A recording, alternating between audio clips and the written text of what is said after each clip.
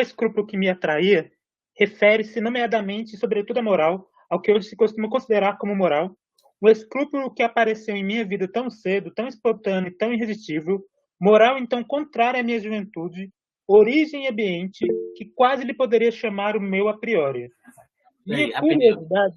Oi? Rapidinho. Parece que a tua edição é diferente, né? Ela não é essa do que está usando aqui, né? Que é a menos problemática, na verdade, né? Então vou ler essa da tela, então. Minha mão foi exatamente por isso, porque fica complicado eu tô lendo na tela, porque eu não achei meu livro, e fica complicado acompanhar com outra versão. O ideal é que a gente leia. Vou ler a da tela, então. Tranquilo. Por um escrúpulo que me é... Pode falar. Eu ia passar a palavra, mas eu imaginei que fosse isso também. Mas tudo bem. Já que ela se antecipou, tá tranquilo.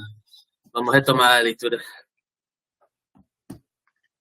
Por um escrúpulo que me é peculiar e que, confesso a contragosto, diz respeito à moral, a tudo que até agora foi celebrado na terra como moral. Escrúpulo que surgiu tão cedo em minha vida, tão insolicitado, tão incontido, tão em contradição com o ambiente, idade, exemplo, procedência, que eu quase poderia denominá-lo meu a priori. Tanto minha curiosidade... Uma pausa rapidinha. Oi? Uma pausa rapidinho aqui, que eu quero comentar, que eu tenho até uma situação que aconteceu no grupo lá. Eu tenho um comentário também depois. Ok, aconteceu até no grupo lá uma questão. Vocês perceberam que rolou meio que um tumulto lá no grupo, que um rapaz escrito lá e etc. E ficou comentando algumas coisas meio aleatórias sobre Nietzsche. Mas tem um ponto que foi até interessante. Uma colocação que ele fez era no sentido... E aqui eu já vou referenciar algumas questões mais gerais da obra, mas tentando entender esse trecho aqui, né, que é justamente a questão de como é que surgiu essa inquietação do Nietzsche, né? Um pouco de contexto histórico, né? Todo mundo sabe, pelo menos a maioria das pessoas sabe que o Nietzsche era de família protestante e, de certa forma, parte dessa inquietação surgiu porque ele viu seu pai, de certa forma, sucumbir às questões espectrais, políticas do meio da religião que o pai dele estava circunscrito, né? E, de certa forma, surgiu essa inquietação a partir, digamos assim, de uma certa reação que a gente teve, né? De tentar encontrar essa origem do bem e do mal, né? Inicialmente, né? Como um diálogo que vai surgir posteriormente, e aí é uma questão que vai ser discutida aí no capítulo, né? De certa forma, vai ser apresentada de um desenvolvimento melhor no capítulo, a partir da discussão dos preceitos morais, a partir do Porré, né? E por isso que ele está mencionando aqui, quase poderia denominá-lo o meu a priori, né?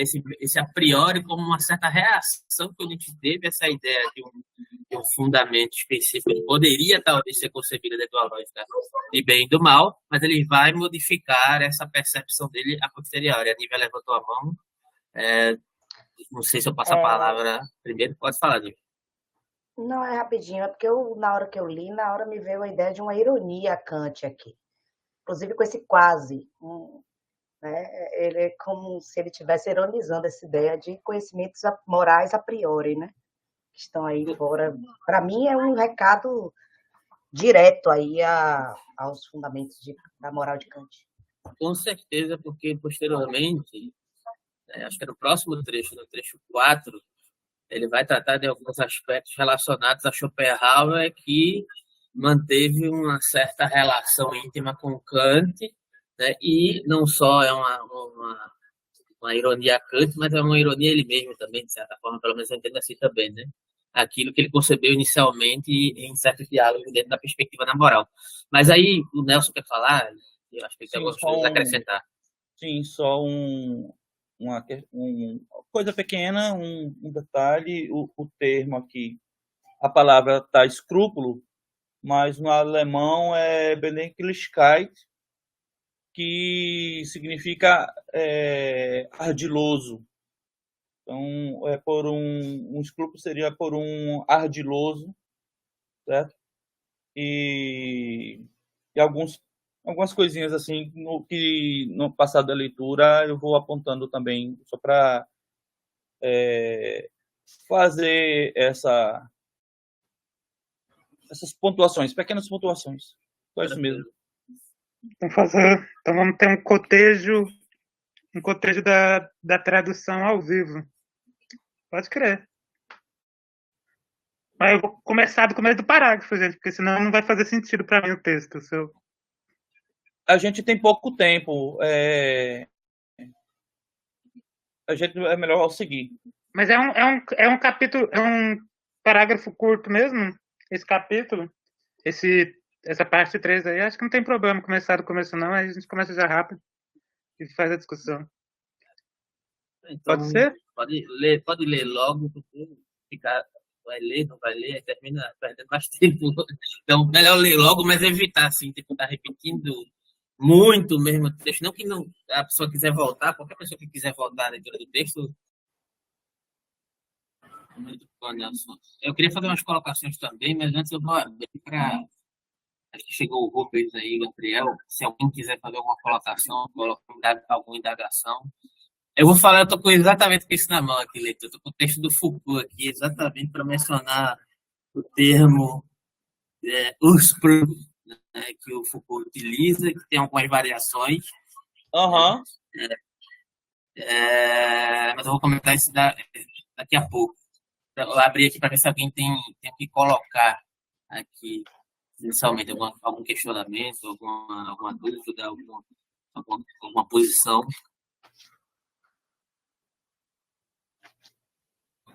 Não, se você vai tocar nesse assunto do Sprung, deixo para ti, que eu tinha uma anotação sobre isso, mas não consegui encontrar.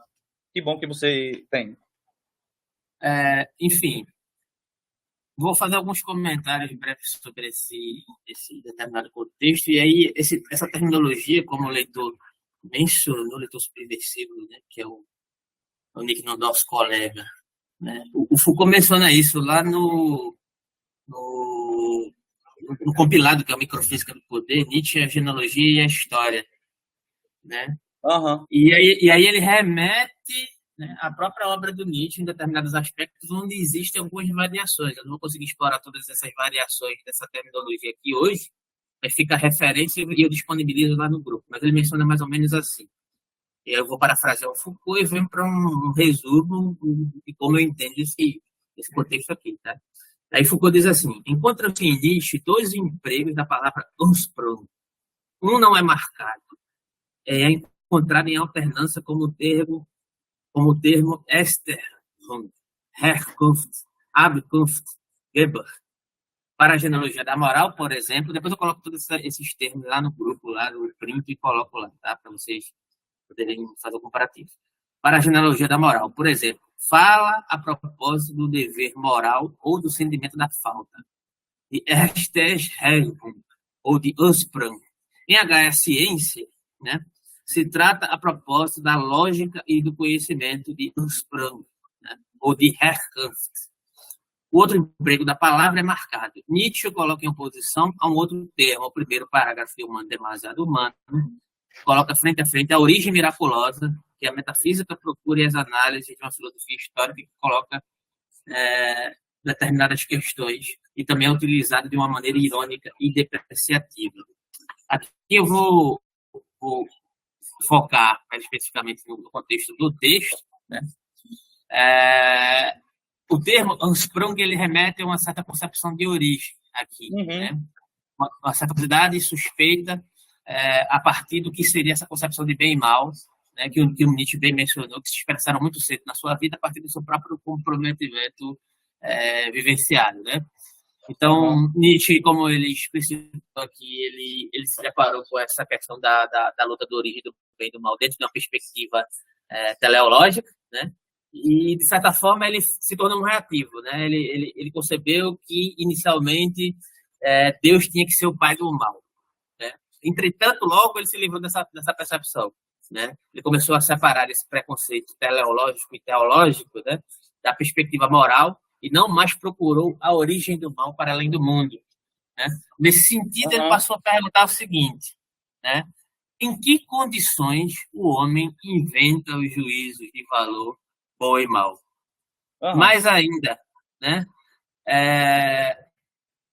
vai muito além de uma mera concepção histórica ou antropológica. Quais são os valores que são criados, ou as condições que são criadas desses determinados valores? Ou, em outras palavras, qual o valor dos valores? Né? E, parafraseando Nietzsche, ele disse: eles até agora obstruíram ou promoveram o florescimento humano. Refletem a degeneração da vida ou a plenitude e força e vontade de vida? Né? Em certo sentido, ao perseguir essas questões, por meio de determinadas concepções comparativas, estudos filológicos, etc., né, Nietzsche se propõe, né, a examinar a perspectiva da moralidade dentro das condições, né, do prefácio que são apresentadas aqui, né, no desenvolvimento vivenciado pelo Nietzsche a partir de determinadas concepções acerca da própria inserção da localização da moral enquanto criando valores que antecederiam, digamos assim, a própria instituição dos valores. Né? Em outras palavras, não se perguntar, até então o que Nietzsche identificou, até então não se perguntavam esses valores, apenas se examinava esses valores como dados, mesmo dentro de um contexto de contestação. Né? E aqui fica como referência também uma ideia de origem do conhecimento, aludida a essa ideia de Hans Sprung, né? No texto 110 de H. Ciência, sobre a origem do conhecimento, como uma referência que o próprio Foucault remete, né, esse texto. E aí eu não vou ler, porque senão eu vou me estender demais. Ótimo. Alguma questão que vocês queiram colocar? Ou alguma recomendação, alguma dúvida? Enfim. Vamos adiantar o texto? Então, vamos para o texto. Acho que eu posso ler aqui agora esse texto. Deixa eu ver aqui. Prefácio, trecho 4. O primeiro impulso para divulgar algumas das minhas hipóteses, e aqui já desdobrando a investigação que ele está fazendo sobre o fundamento da moral, que, na verdade, a gente percebeu, né, no trecho anterior, que a própria ideia de fundamento está sendo contestada aqui. Me foi dado por um livrinho claro, limpo e sagaz e maroto, no qual uma espécie contrária e perversa de hipótese genealógica, sua espécie propriamente inglesa, pela primeira vez me apareceu nitidamente e que por isso me atraiu, com aquela força de atração que possui tudo que é oposto e antípoda. Alguém quer fazer um comentário aqui? Ainda não? Não. Continue. Prosseguindo, né? Força de atração que possui tudo que é oposto e antípoda, né? O título do livrinho era A Origem das Impressões Morais. Seu autor, o doutor Poré. Poré é o famoso do triângulo amoroso Nietzsche, Ré e Salomé. Tá? Então, Poré, pensador alemão de origem judaica, amigo de Nietzsche num certo período, é a nota, né? O que a nota diz, a nota 3. Né? Voltando para o texto, né? O ano de seu aparecimento, 1877. Talvez eu jamais tenha lido algo a que dissesse não de tal modo, sentença por sentença, conclusão por conclusão. Como é esse livro, sem traça de irritação e paciência. Porém, na obra acima mencionada, na qual trabalhava então, eu me refiro oportuna e inoportunamente às teses desse livro, não para refutá-las, que tenho eu a ver com refutações, mas sim, como convém no espírito positivo, para substituir o improvável pelo mais provável, e ocasionalmente um erro por outro. Quero só dar uma pontuação. Ok. Essa parte de quando ele fala sobre as teses refutações, o Nietzsche aqui ele está dizendo, olha, eu não estou escrevendo simplesmente com espírito de ressentido, tá? Não se trata de um ressentimento que eu tenho, né? Mas sim como convém o espírito positivo, né? Numa postura de investigação mesmo, né? Com nenhuma intenção, vamos dizer assim, de querer ir à forra ou dar um... Né? Não é levado pelo ressentimento. Então, é isso aí. Deixa eu só aproveitar aqui a deixa para poder eu também fazer um comentário sobre isso. Eu diria também o seguinte, que isso tem a ver com a própria concepção de genealogia do Nietzsche, que por muitas vezes, eu estava comentando isso, eu estava conversando isso, acho que antes de a gente iniciar propriamente a gravação. Algo análogo a isso, na verdade. Eu estou lendo um texto de alguns comentadores de Nietzsche, né?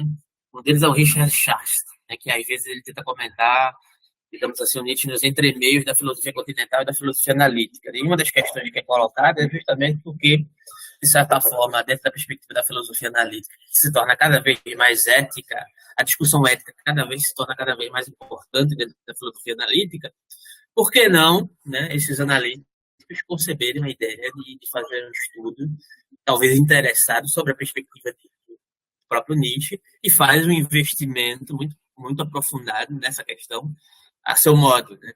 E aí a questão da genealogia, né, denota-se a partir da própria noção de perspectivismo em dois pontos aqui na minha interpretação, à luz disso que você acabou de colocar.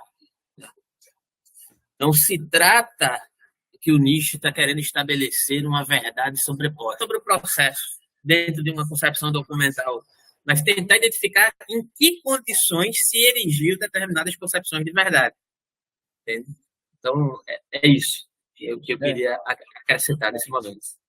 Joia. E aí, só completando, você falou muito bem, e dentro disso, se a gente fizer uma leitura a partir da doutrina da vontade de poder, podemos compreender também as lutas e as tensões internas de todos esses processos, né? Que são nada mais, nada menos do que relações também, relações de forças, de poderes, que estão em constante atrito, né? Cada uma querendo se impor, a interpretação que se impõe, né? Como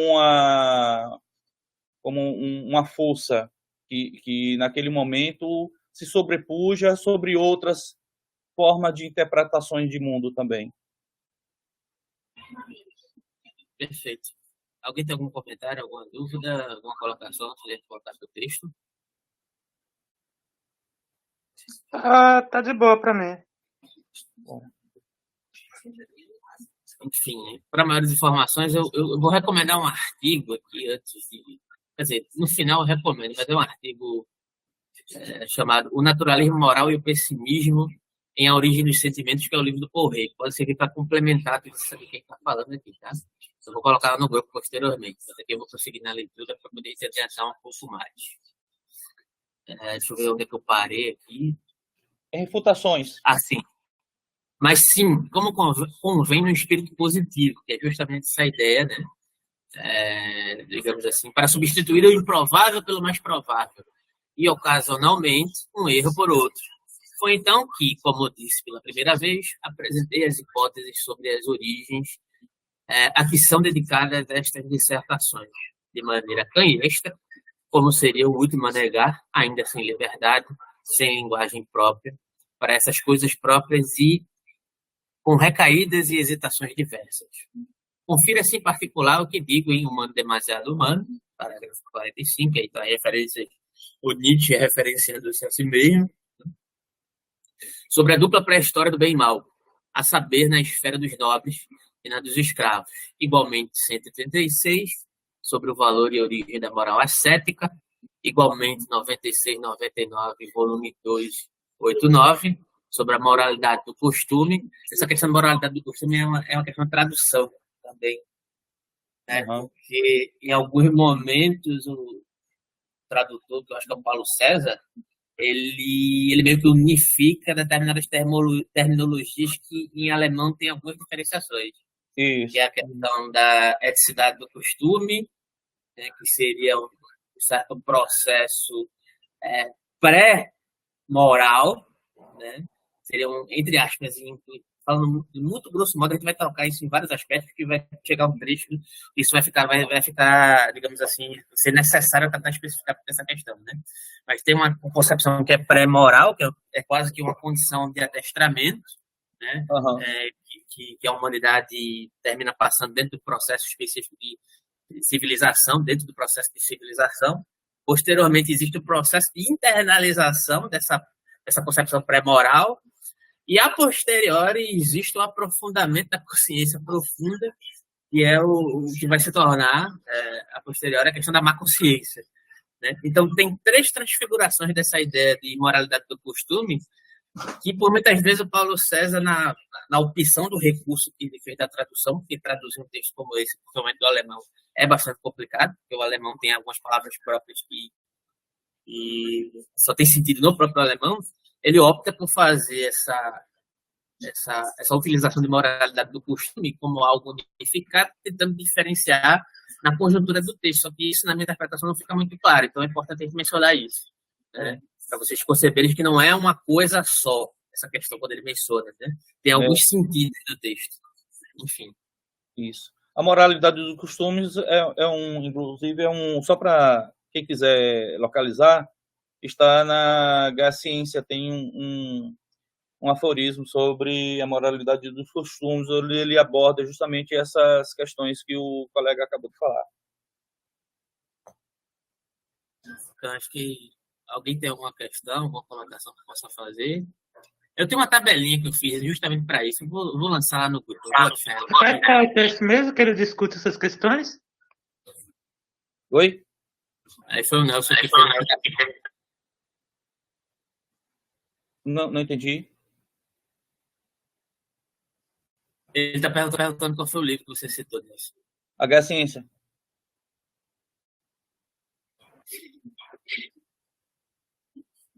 Ok. O Derek está colocando aqui. Eu, particularmente, acho mais fluido para minha concentração deixar os comentários justamente no final do trecho do livro. Ok, pode ser também. Sem problemas. E aí, prosseguindo aqui, né? Aquela espécie de moral mais antiga e primordial, que difere Toto Coelho diametralmente.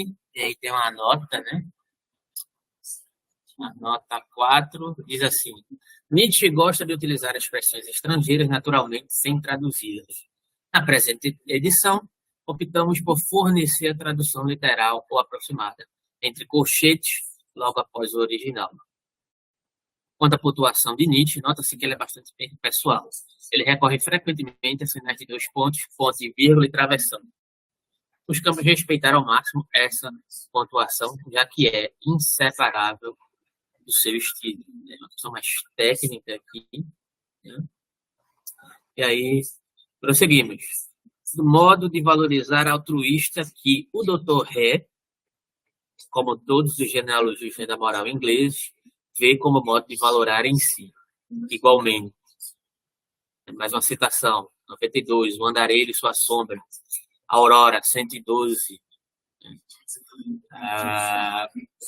Deixa eu só subir aqui. Sobre a origem da justiça como um acerto entre poderosos, mais ou menos iguais. O equilíbrio como pressuposto de todo contrato, portanto, de todo direito, ele já anteriormente, né? Bem posteriormente, inclusive. Do mesmo modo, o andarilho, 22 e 33, sobre a origem do castigo, ao qual a finalidade de intimidação não é essencial nem primordial, como pensa o Dr. Reis. Ela lhe é, isto sim, enxertada em determinadas circunstâncias e sempre como algo acessório.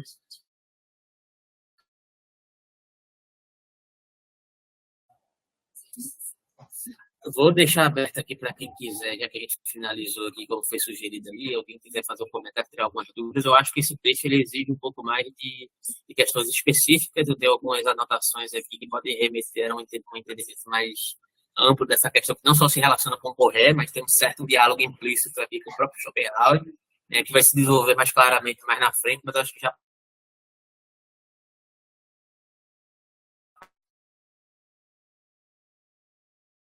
sim.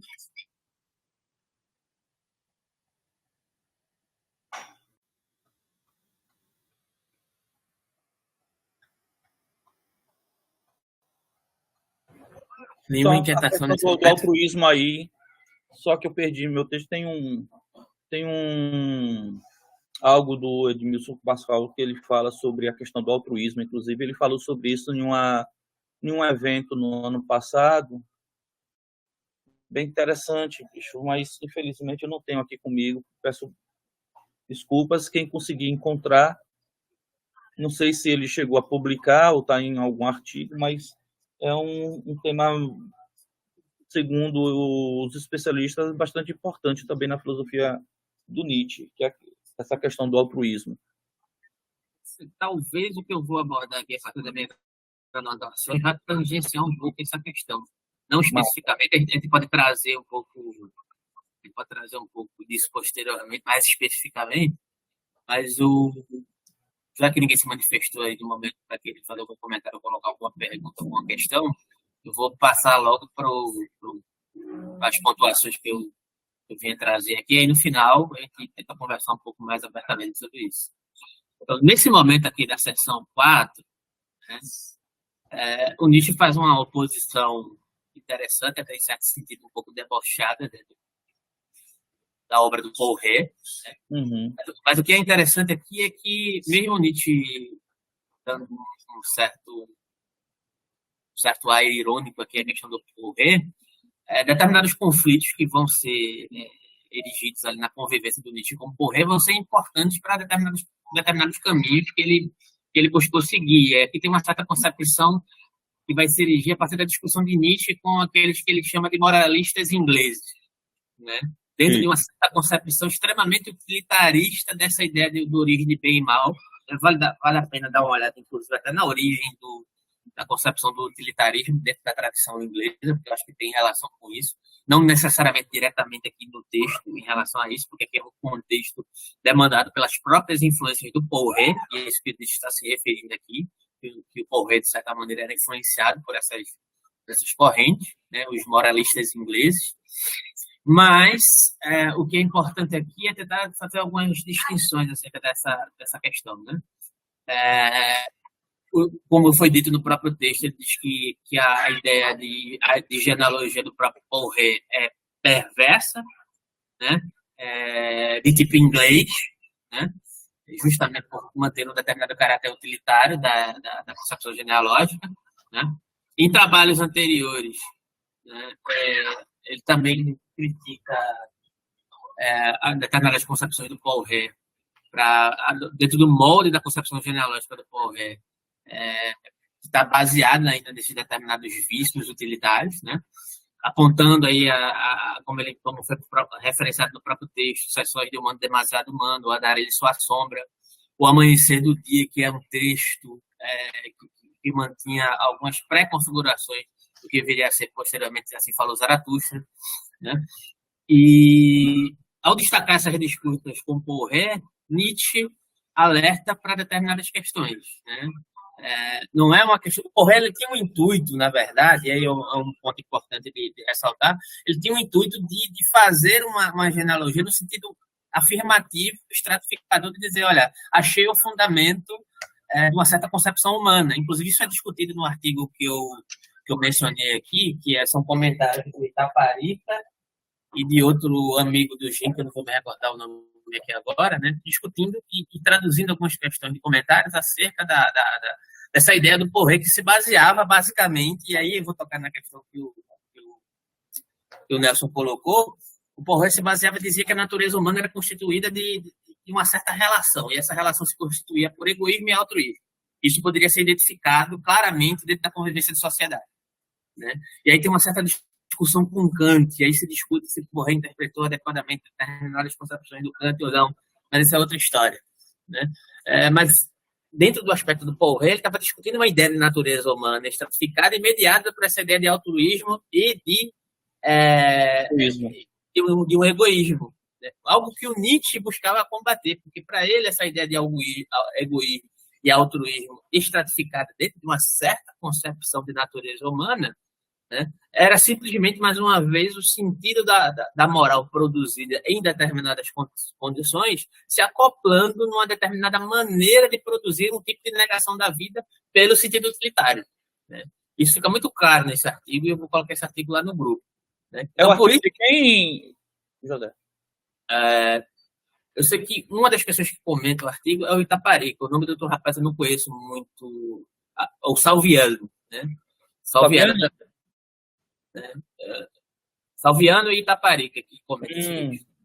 E aí o nome do texto é O Naturalismo Moral e Pessimismo em A Origem dos Sentimentos, que é o livro do Porret, né? E aí eles detalham essas questões. São 8 páginas, assim, muito leve de ler e vão tocando cirurgicamente nessas questões, né? E tangenciam também a questão do Schopenhauer, que eu vou tentar tocar aqui também, apesar de que eu não vou tentar não me estender muito, porque a gente já passou das 7 horas, mais uns 15, 20 minutos, talvez, para poder encerrar aqui. E aí eu disponibilizo depois o resumo para vocês lá no texto, no grupo, sobre o texto, como eu estou disponibilizando, como eu estou fazendo, né? Então, prosseguindo aqui, né, o Nietzsche associa o Porret a essa ideia, a esse lugar de instituir uma verdade sobre a natureza humana, que é justamente o que Nietzsche quer dissolver. Nietzsche, se existir uma certa concepção naturalista no Nietzsche, isso já é uma outra discussão, né, é uma concepção de naturalismo móvel. Essa ideia de se fixar numa certa concepção da natureza humana é nada mais do que moralizar sobre uma égide específica a ideia de natureza humana. Isso não quer dizer que nós nos livremos da moral, entende? Então, o desafio é justamente colocar isso em movimento. Então, prosseguindo algumas pontuações, se vocês quiserem me interromper, também pode ficar à vontade, tá? O que ele diz é o seguinte, né? Substituir o improvável pelo mais provável. Em algumas circunstâncias, substituir um erro por outro, né? Como tinha mencionado anteriormente, isso tem relação com a constituição da ideia de genealogia do Nietzsche, como o Nelson mencionou, tem relação com a noção de vontade de potência, né? A genealogia, na verdade, mostra que determinadas doutrinas, ou determinadas epistemologias, ou determinados métodos históricos ou filosóficos não são fixos nem muito menos eternos. Eles têm uma própria história da construção dessas teorias de conhecimento, né? E surgem, como o Nelson bem colocou, a partir de uma disputa de forças contrárias existentes, né? Na verdade, elas não poderiam ser concebidas como ahistóricas, como fora da história, como produzidas aquém da história, né? Como, por exemplo, e aí remetendo a uma fala da própria Nívia, que ele mencionou lá no início, isso me cheira a Kant, é uma provocação a Kant. Com certeza. Né? Porque a ideia de condição de possibilidade kantiana está assentada dentro de uma cognição que parece ahistórica, é uma das críticas que o Nietzsche faz. Essa cognição é o quê? Uma cabeça de angelado, né? Onde é que está essa cognição? Né? Então, o Nietzsche tem a grande ousadia de brigar com 3 grandes personagens, né? O Platão, o Kant e o Schopenhauer. Ele não pegou 3 adversários muito fáceis. É interessante essa observação, que a gente tem essa característica de ousadia, né, de se voltar contra esses grandes pensadores. O Schopenhauer foi, durante um bom tempo, na sua juventude, uma grande inspiração para ele. Tanto é que nas cartas do Jovem Nietzsche, que está disponibilizada aí no drive do grupo, você pode até ver um Nietzsche meio romântico com o Schopenhauer. Ele chama de meu Schopenhauer, né? Tipo, o meu Schopenhauer, ele realmente ele tinha quase uma idolatria pelo Schopenhauer, né? Só que depois ele se afasta. Não, inclusive, ele aponta uma coisa que eu acho super interessante, é que as pessoas às vezes acham que o Schopenhauer, o Nietzsche está sendo ressentido com esses mestres. Na verdade, não. Na verdade, o Nietzsche, até uma passagem que ele fala bem assim, eu só posso combater com aquelas pessoas que realmente eu considero os caras extremamente competentes, inteligentes. Ele não discute com peixe pequeno, não. Ele só discute com pessoas que ele considera que são importantes na tradição filosófica. Perfeito. Do Schopenhauer, eu acho que tem um pouco dessa questão também, mas não tem tanto esse estigma, porque a maioria das pessoas sabem que ele foi digamos assim, seguidor durante o tempo de Schopenhauer. Mas, por exemplo, Platão, tem um trecho aqui da Genealogia da Moral que ele se refere, nesse contexto, exatamente a Platão. E, por muitas vezes, o Platão é entendido como se o Nietzsche odiasse o Platão completamente, fosse completamente ressentido em relação a Platão, porque o Nietzsche é debochado, né, e ácido. Né? Mas, assim, é justamente isso que o Nelson falou, né? Ele se junta com os grandes e é se juntando com eles para poder combatê-los em determinados aspectos. Ele tem justamente essa característica de fazer isso. Mas aí, tentando prosseguir, não sei se você tem mais alguma coisa para acrescentar, né? No raciocínio do texto, do trecho 4, o Nietzsche identifica nessa processualidade de construção de determinados conhecimentos, que pode estar se debruçando aqui, a complexidade do desenvolvimento de determinadas crenças culturais, né? E a mistificação dessa ideia de estabilidade e pureza de medidas de pensamento de longo prazo. Nisso consiste a investigação, né, Alô? Não é estabelecer um método que vai sobrepujar, é estabelecer outra. Acho que alguém comentou algo. Rafael Vicente coloca aqui. Talvez Nietzsche e Platão concordassem sobre a embriaguez, mas discordassem sobre a infância. Eu acho que eu não tenho condições de comentar isso agora. Mas, assim, pode colocar a questão lá no grupo que a gente tenta refletir posteriormente e tentar colocar uma luz sobre isso. Além das questões interessantes abordadas, a Nívia diz: a fluidez, a ironia e o deboche são fantásticos. O Deleuze costuma dizer, né, se você lê o Nietzsche e não consegue dar uma risada é porque você não entendeu muito bem, ou você não conseguiu adentrar muito bem em determinadas questões, né, porque os aspectos mordazes do Nietzsche são extremamente, por vezes, até hilários, né, pelo menos na minha interpretação. É um sarcasmo, né, mas um sarcasmo muito bem feito, né? Às vezes sutil. Às vezes você é tão sutil que às vezes você acha que tá levando o cara a sério, né? Determinado isso, né? Mas ele tá tentando tirar o sarro, né? Nível, exatamente. Outro ponto que eu queria mencionar, só um adendo, eu acho que também essa questão do Nietzsche nessa obra, a gente acha que poderia considerar, né, a ideia de um sintomatologista, né, desse papel do pesquisador, vamos dizer assim, no caso do Nietzsche, do genealogista, né, de buscar apontar essa constituição, né, também de sinais, de determinados símbolos de linguagem, né? Mostra também as diferentes interpretações, né? Que eles dão sentido, né? Indicar essas forças em ação que possibilitam a emergência própria, né? A forma como as forças jogam também nessa luta de interpretações, né? De fatos, de momentos históricos, linguísticos também, que logo quando a gente avançar para os primeiros capítulos, a gente vai perceber essa grande propensão do Nietzsche e justamente por ele ser um grande filólogo, apontar essas incongruências na própria linguagem, né, e essas transformações linguísticas, semânticas que as palavras utilizam e que logo depois as pessoas tomam como termos absolutos, né? Essa semana eu estava dando uma aula sobre o Thomas Kuhn, que é um filósofo da ciência, matemático e tal, e mais ou menos Thomas Kuhn fala algumas coisas assim na sua obra A Revolução a Estrutura das Revoluções Científicas, onde ele aponta também essa questão das terminologias, né? E às vezes você enquadra determinada ciência dentro de um conjunto de terminologias, né, com suas definições rígidas, mas que com o passar do tempo esses próprios termos sofrem mudanças drásticas em suas definições.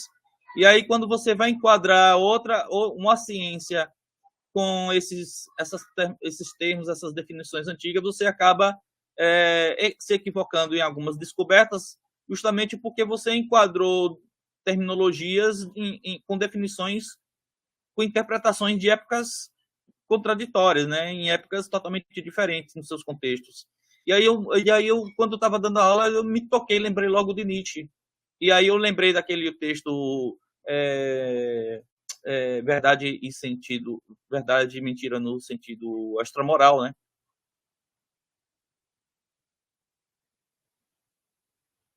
Não sei se vocês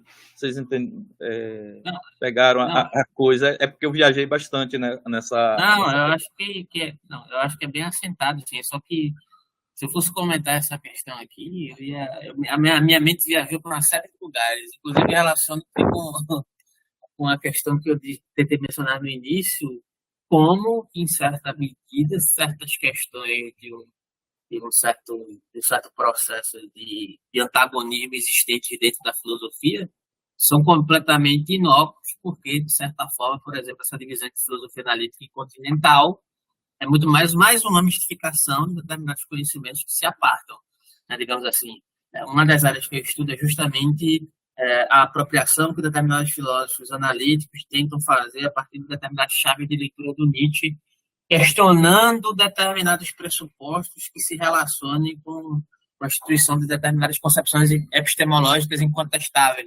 Uhum. E aí, dentro da própria filosofia analítica, existe uma discussão sobre a instituição de determinados pressupostos, né? Então, o Nietzsche entra ali de uma forma muito interessante, se você puder relacionar isso.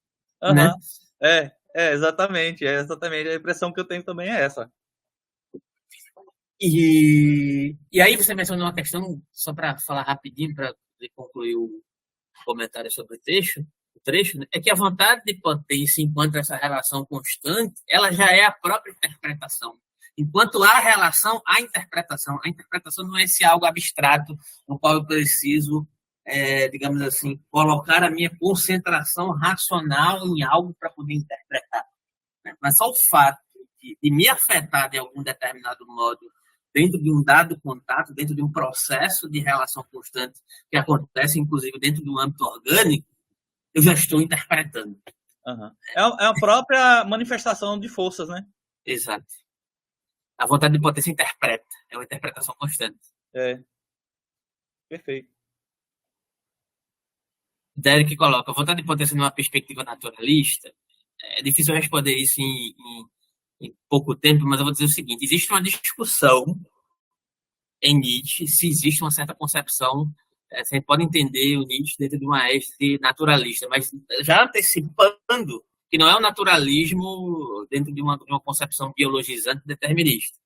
É um certo tipo de naturalismo proveniente do Nietzsche, né, que discute uma certa fluidez, uma certa elasticidade de uma certa concepção natural.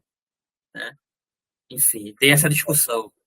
Tem um texto, se vocês quiserem, para quem está interessado, eu utilizei esse texto na minha dissertação, um texto do professor Cleberton Bacelar, que ele fala sobre o vitalismo em Nietzsche, certo? De que haveria um vitalismo na filosofia nietzschiana, certo? O vitalismo ele se opõe ao materialismo mecanicista, certo? Onde as funções dos processos vitais se devem a um princípio vital que é distinto de forças psicoquímicas, certo? E aí o texto é muito interessante porque ele aborda essa questão da vontade de poder.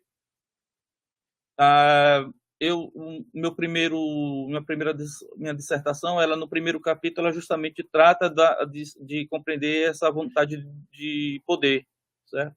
E eu utilizei bastante a interpretação de Scully Martin e a tradução que ela fez do livro do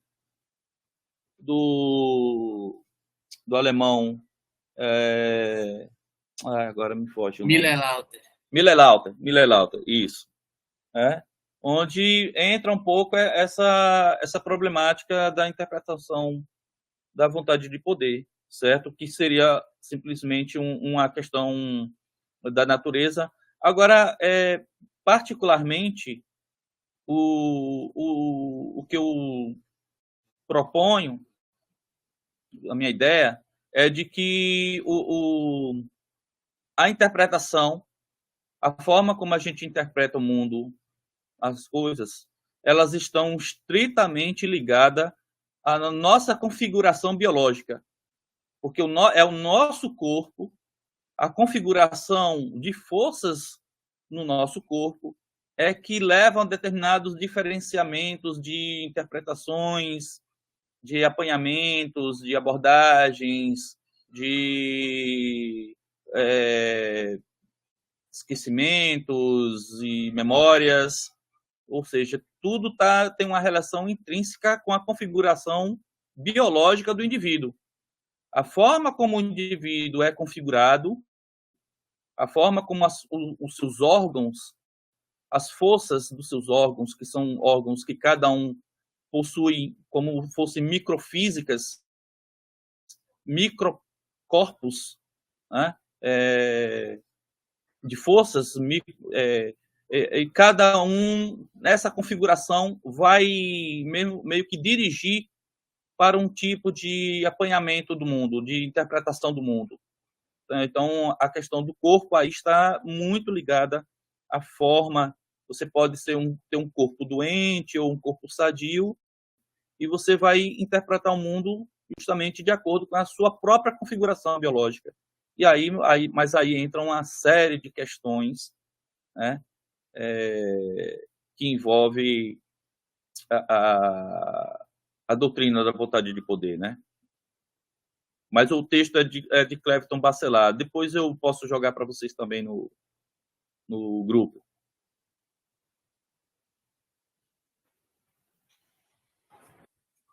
Tem um texto que eu gosto também, que é o texto do Gunter Abel, tratando de uma certa perspectiva da filosofia da mente no Nietzsche, e, na verdade, ele tenta colocar à prova uma ideia mais corporificada do Nietzsche exclusivamente, né, dessa noção de vontade de potência, assim como colocando em evidência a própria contestação metafísica, né, de um corpo ordenado em relação a um princípio fundante. Né? Ele diz que dentro dessa organicidade existe um processo de contínuo que é desconhecido do próprio corpo. É interessante. Isso. E esse ordenamento biológico, ele não é um ordenamento estável. Aí é que está a coisa bacana. Não é uma configuração estável. As forças, elas estão constantemente mudando de configurações no seu próprio corpo, e aí, por isso, você também muda a sua forma de ver o mundo conforme essas mudanças internas.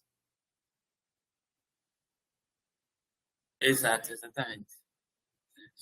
Esse é o perspectivo, eu diria que seria um perspectivismo vitalista, né?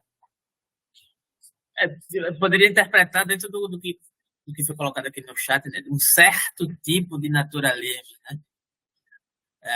Tá bom, Nívia. Boa noite. Não sei se eu... Valeu, tem bastante coisa ainda para explorar aqui, pelo menos do trecho 4, para poder finalizar. Não sei se a gente dá mais pelo menos uns 5 minutos para tentar colocar alguns pontos e a gente fica de trazer na próxima. Por mim tá ótimo. Eu vou tentar colocar alguns pontos aqui do 4, né, para poder finalizar, e a gente retoma na próxima sexta. Vai ficar gravado de toda forma. Então, só concluindo, né,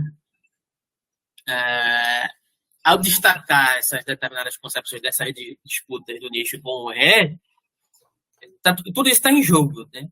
Digamos assim, esse investimento na noção de vontade de potência e noção de perspectivismo que vão ser elaboradas dentro do sentido relacional, dentro das dissertações aqui da genealogia da moral, está investindo nesse processo que não se deixa essencializar enquanto processo determinante, que é justamente o que o Ré está tentando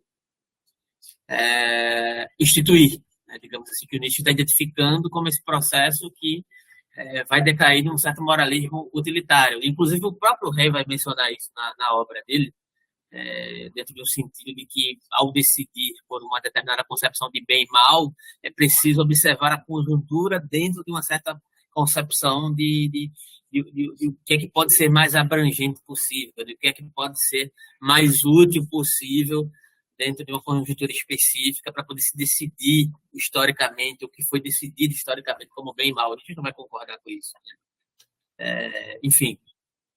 em H é a ciência, né, ele vai mencionar um determinado sentido, quando ele exalta a questão de nós, crianças do futuro, que são sem abrigo no presente e desprezam as realidades endurecidas, ele acrescenta ainda na Gaia Ciência 377, né?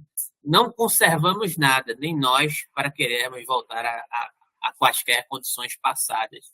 Isso aqui é importante porque, de certa forma, existe aquela ideia, foi o começo dela no início, né, que o Nietzsche é um saudosista dessa determinada época da Grécia Antiga, porque, de certa forma, ele utiliza a ideia do guerreiro da Ereté como inspiração para uma vida pujante, mas esse texto aqui ressalta justamente essa impossibilidade de retorno a um estado primordial, que está presente no Nietzsche, né? Que é almejar justamente o processo de dissolução constante da moral, apesar de que esse processo de acoplamento dentro de uma concepção moral específica, dessa construção em relação, ser inevitável o próprio Nietzsche identificar isso, nele mesmo, inclusive. Né? Mas não é uma questão de retroagir dentro de um processo natural histórico específico, dentro daquilo que a gente está elaborando de modo geral, ou tentando elaborar de modo geral. Né? Então, esses dois contextos aqui, de certa forma, vão advogar a favor desse sentido de não retroação, digamos assim. Né? Finalizando, né, a genealogia predominantemente seria essa estratégia crítica diante de convicções endurecidas e uma preparação para sempre algo novo. E aí é um trecho que está na própria genealogia da moral, na segunda dissertação, trecho 24. Né? Então, só finalizando, e a gente fica de retomar da sessão 5 no próximo encontro, o método genealógico é justamente essa possibilidade de estar atento às complexidades da emergência histórica que desestabiliza modelos fundacionalistas e garantias transcendentes, colocando em evidência que, na verdade, existem cruzamentos agonísticos, intrínsecos à própria produção histórica, que rompem os claros limites das categorias conceituais. Desta feita, a própria genealogia não vai se limitar a olhar para a história em busca de explicações protocolares do passado e do presente, né?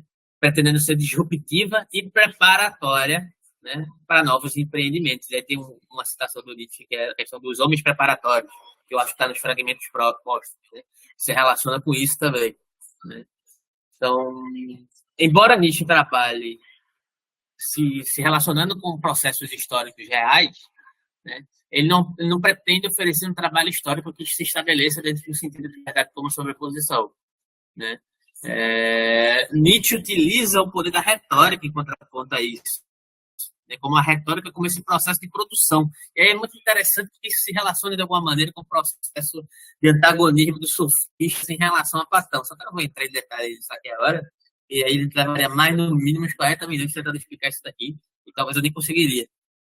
Mas eu tenho um conteúdo sobre isso, um professor que se debruçou sobre essa questão dos sofistas enquanto retórica, sendo essa mera abstração como um subterfúgio da verdade, dentro de uma discussão mais aprofundada, que na verdade não era bem assim. Isso é uma coisa que a tradição vendeu para poder estabelecer determinadas delimitações conceituais. E está muito próximo disso que a gente está colocando aqui. Né? Então, enfim, pessoal, é isso que eu tenho para colocar hoje para vocês. Se alguém quiser aí colocar alguma questão, fazer alguma recomendação, colocar alguma inquietação aqui, a hora é essa. Só vou lembrar, dar um recadinho antes. Amanhã vai ter uma live com o Geraldo Dias, que é um membro do Instituto de Nietzsche, sobre o livro dele, sobre recepção de Nietzsche no Brasil. É muito interessante, eu convidei o Nelson para participar, eu acho que ele vai participar. É um momento interessante de aprendizado, né? De a gente trabalhar determinadas questões específicas e entender um pouco mais da história da recepção de Nietzsche no Brasil. Né? Por que a gente estuda Nietzsche no Brasil? Né? Como é que ele se engendrou na nossa cultura? Né? Enfim, abro para vocês aí colocarem algumas questões, se tiverem vontade. Não, colegas, inclusive eu me despedindo de vocês, certo? Muito obrigado pela oportunidade. Acho que a gente fez uma leitura bacana hoje. E valeu. Alguém mais se manifestem agora? Não tendo questões, acho que podemos encerrar. Então é isso, pessoal. Até a próxima sexta. Quem quiser acompanhar a live Vai estar disponível, vou mandar novamente no grupo. E é isso. Até a próxima sexta. Tá bom? Valeu, gente. Até a próxima sexta.